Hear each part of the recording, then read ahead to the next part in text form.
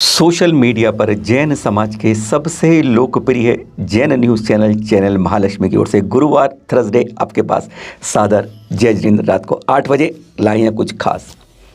कहते हैं अगर हमारी धर्म पर, विरासत पर, संस्कृति पर कोई चोट करता है तो हमें ही रोकना होगा। कोई बाहर वाला आकर हमें रोकेगा नहीं, हमें खुद आवाज़ उठानी होगी, खुद आगे आगे खड़ा होना पड़ेगा।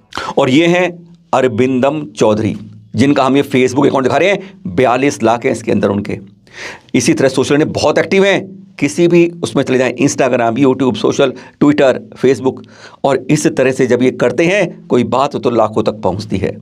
यह इन्होंने एक पोस्ट डाली कल, और देखिए कितनी गंदी पोस्ट है। एक बार आपको लगता हो राजनीति के ऊपर एक विरोध करा जा रहा है, लेकिन जब बारीकी से देखेंगे कि कोई तो दिगंबर राज्य होता तो यह अच्छा लगता।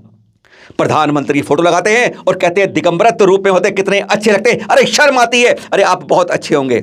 आईआईएम के डीन हैं साकेत के, जो हैं नेशनल फिल्म अवार्ड जीत चुके हैं। यही नहीं, पहले प्लानिंग कमीशन का जो काउंसलर थी, एडवाइजर थे, उसमें भी थे।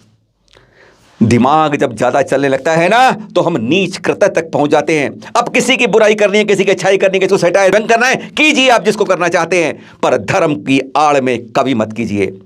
अरे धर्म से सीखकर हम ऊपर पहुंचते हैं, यही ज्ञान हमें विज्ञान तक पहुंचाता है। और उसी के आप ये जब सटायर करते हैं तो शर्म आती है, आपके इस व्यंग्यात्मक पर नीच कृत्य लगता है। चैनल महालक्ष्मी ने इस पर टिप्पणी की थी, शेम शेम शेम। सचमुच एक कोई अनपढ़ आदमी हो, वह कोई कुछ कहे तो लगता है शायद वह जानता नहीं है, लेकिन जो ज्ञान की डिग्रियां लेकर ऊंचे पद पर हो, तब जब कोई कृत्य करता है, ऐसा कुकृत्य करता है, नग्नता और दिगंबरत्व को एक साथ टोली में जोड़ता है। अरे नंगे तो सब होते हैं, रोज नहाते हुए आप नग्न होकर जाते हैं, कपड़े सूट वूट पहन के नहीं नहाते हो। वह नग्न जो होता है, दिगंबरत्व को अंदर जो अमरत्व होता है, उसे पहचान पाते हो क्या? पहचानो दिगंबरत्व और नग्नत्व का फर्क क्या होता है। पूजनीय संत, पूजनीय धर्म श्रेष्ठतम धर्म कहा जाता है भाई। और जिसके बारे में आप इस तरह के सटायर करते हो, शर्म नहीं आती। और जैन समाज भी जैसे सो पड़ता है। कुछ टिप्पणियां हुई इसके ऊपर, हमने भी टिप्पणी की और उन्होंने भी टिप्पणी की, कुछ ने शिकायत भी की। लेकिन क्या हम इस तरह से, कोई हमारे खिलाफ इस तरह बोल जाता है और हम सब चुपचाप अंदर बैठे रह जाते हैं? हमारी संस्कृति, विरासत, धर्म के ऊपर इस तरह की चोट जब उठा होती है, यही हमारे हृदय के उतर रखती है।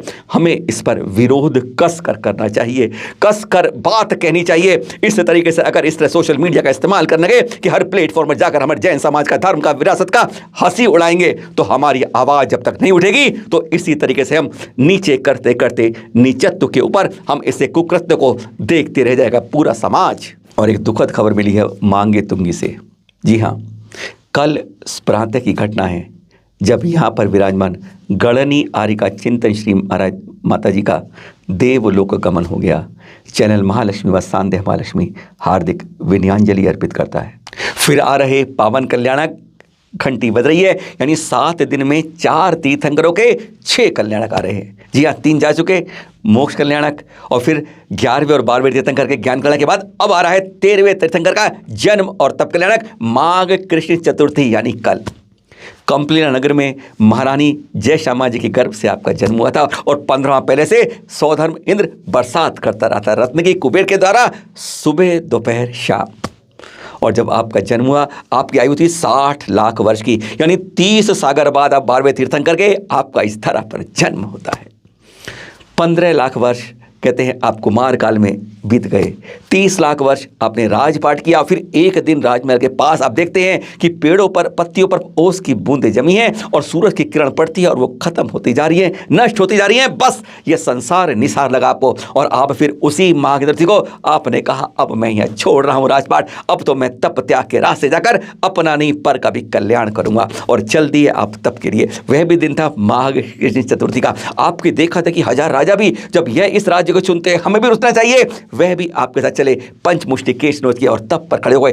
3 साल कठोर तप किया आपने, और फिर आपको होती है केवली ज्ञान की प्राप्ति। और वह दिन बनता है माघ कृष्ण षष्ठी का, यानी 3 दिन में 3 कल्याणक आ रहे हैं विमलनाथ भगवान जी के। और आपका केवली काल था 14,99,997 वर्ष, यानी 3 वर्ष कम 15 लाख के अंदर।